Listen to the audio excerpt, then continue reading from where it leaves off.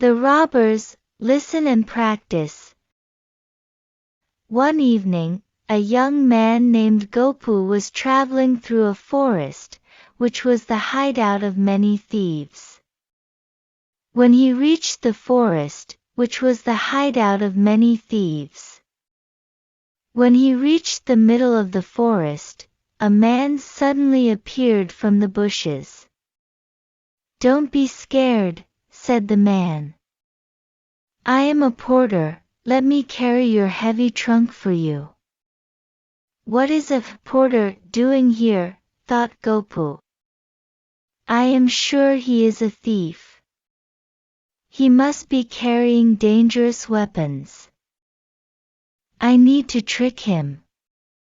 So, Gopu thought of a plan and allowed the porter to carry his trunk. In a clearing in the forest lived Gopu's friend, Megan, a woodcutter. Gopu led the porter to Megan's house and said, "This is my house. Leave the trunk here." Disappointed, the thief thought, "I couldn't rob him. I must figure out a way to enter the house." So, he pretended to faint. Meanwhile, Megan came out and was surprised to see Gopu there. Gopu whispered to Megan, "This man is a thief. We must catch him. Do as I say."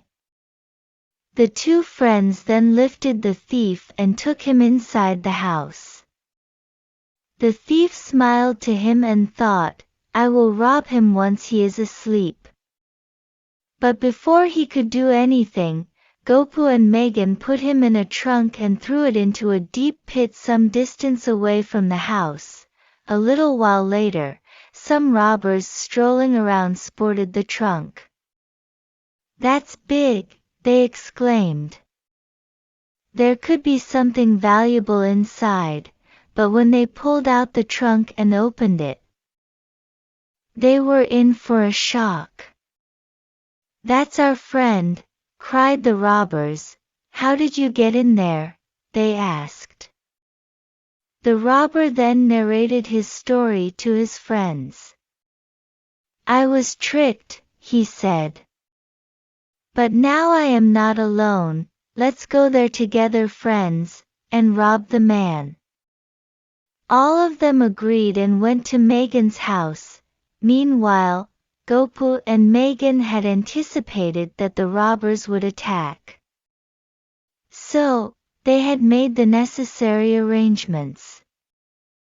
As soon as the robbers broke open the door of Megan's house, a bucketful of hot water fell upon them. "Ee!" cried the robbers, their skin burning. Hardly had they recovered from the shock, when Megan splashed a bucketful of chilled water on them. Grrrr! The robbers shivered from the cold. Meanwhile, Gopu took a fistful of red chili powder and stood right in front of the robbers' eyes. "Thiek!" cried the robbers, rubbing their eyes in agony. "Now let us call the palace guards," said Gopu. The palace guards came and arrested the robbers. Thus, the clever Gopu and Megan outwitted a gang of devious robbers.